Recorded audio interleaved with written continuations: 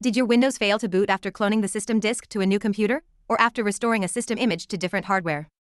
If you see 0x000007B or inaccessible_boot_device, the problem may be a missing storage controller driver. First, create a Lazesoft Recovery Suite USB boot disk on another working computer. Next, download the storage driver package for the target computer. Now boot the problem computer from the Lazesoft USB disk. On the main screen, choose Windows Recovery. Select the offline Windows installation you want to repair. Make sure you choose the Windows system disk that failed to boot.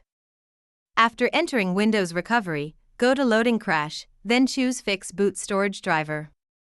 Click Start Driver Fix, then select the extracted driver folder copied to the USB disk.